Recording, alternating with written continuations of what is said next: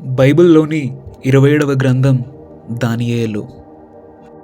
అది సుమారు క్రీస్తు శకం 600.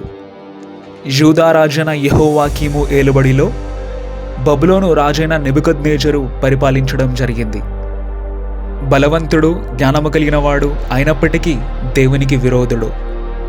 రాజైన నెబుకద్నెజరు తన రాజ్య సైన్యముతో యూదా దేశం మీదికి వచ్చి యెరూషలేములోని గొప్ప నిర్మాణాలను, రాజ్యం యొక్క గోడ ప్రాకారాలను నెబుకద్నెజరు ధ్వంసం చేస్తాడు.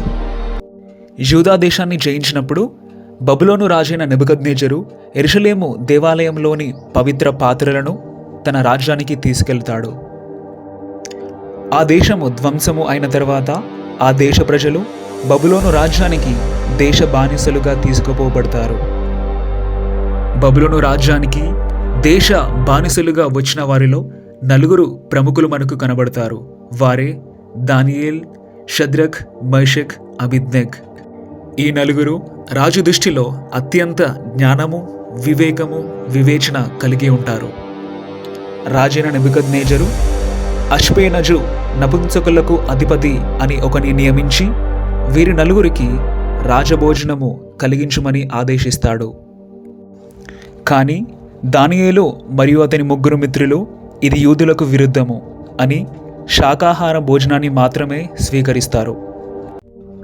ఒక దినమున రాజైన నెబుకద్నెజరుకు ఒక స్వప్నం వస్తుంది.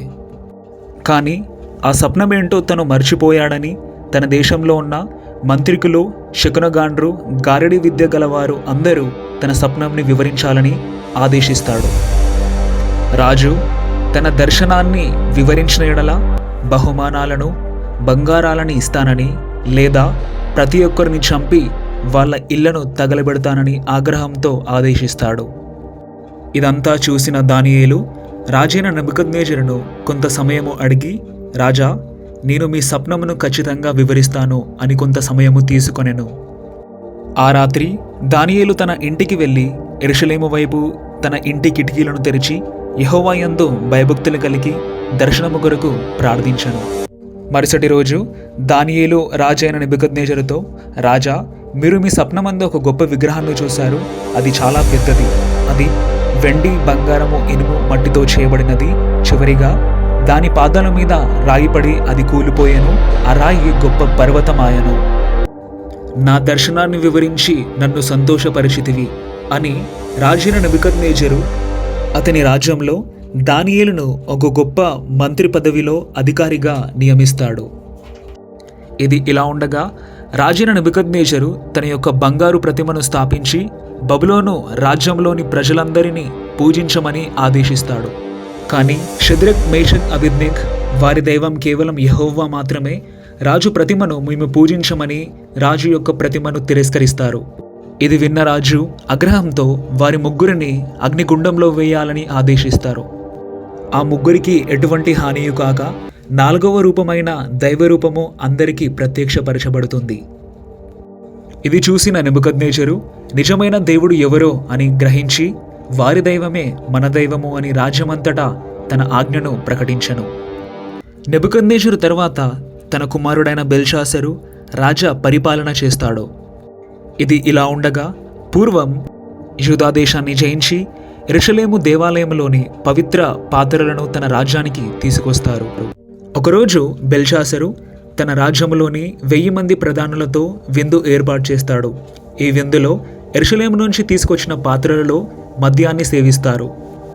విందు సమయంలో ఒక చెయ్యి వచ్చి గోడ మీద మినే మినే టికెల్ ఉఫార్సిస్ అని అరేమిక్ భాషలో రాయడం రాజు చూస్తాడు. దానికి అర్థం రాజ్యపు రోజులు లెక్కించబడుతుంది, తూకం వేయబడుతుంది. అదే అతని జీవితంలో ఇంకా చివరి గడియ.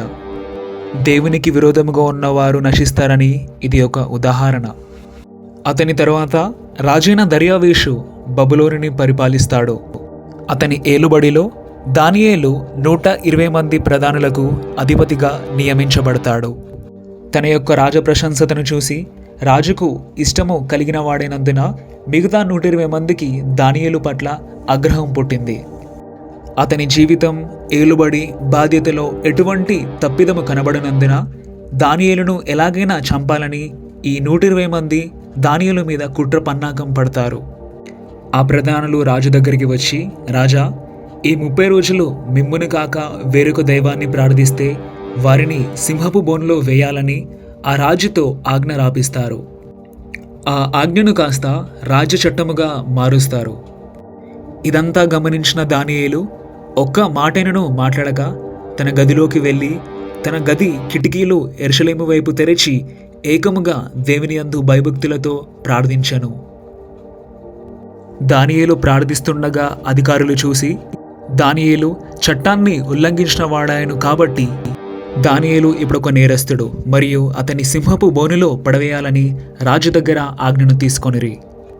రాజు ఆజ్ఞ ప్రకారం దానియేలును సింహపు బోనులో పడవేసిరి. కానీ రాజు హృదయం మాత్రం కలవరపడుతూ దానియేలును ప్రేమించినవాడు అయినప్పటికీ చట్టాన్ని మాత్రం మార్చలేకపోయాడు. ఆ రాత్రి అంతయు రాజు బహు దుఃఖముతో అన్నపానములు సేవింపక నిద్రింపకపోయెను. ఉదయమునే రాజు దానియేలు దగ్గరికి పరిగెత్తుకుని వచ్చి, దానియేలు, నీవు సేవించుచున్న దేవుడు నిన్ను రక్షించనా అని అడిగాను. అందుకు దానియేలు, రాజా, నా దేవుడైన యెహోవా తన దూతలను పంపి సింహాల నోరును మోయించి నన్ను రక్షించాడు అని సెలవిస్తాడు. దేవదూత అయిన మికాయేలు దానియేలును దర్శించి అంత్యదినముల వరకు ఈ యొక్క గ్రంథాన్ని ముద్రింపుము అని బోధిస్తుంది. ఈ యొక్క కథలో మనం నేర్చుకోవాల్సిన అంశాలు 5. మొదటిగా, బానిసగా వచ్చిన దానియేలు బబులోను రాజ్యంలో ఒక గొప్ప ప్రధానిగా నాయకుడాయను. రెండవది, నీతి. అధికారము, ధనము, బలము ఉన్నను అతని నీతిని మాత్రము ఏ రోజు వీడలేదు. మూడవది, నైపుణ్యము. అతని విధి బాధ్యతలో దానియేలు చాలా నైపుణ్యము గలవాడు. నాలుగవది, ధైర్యము.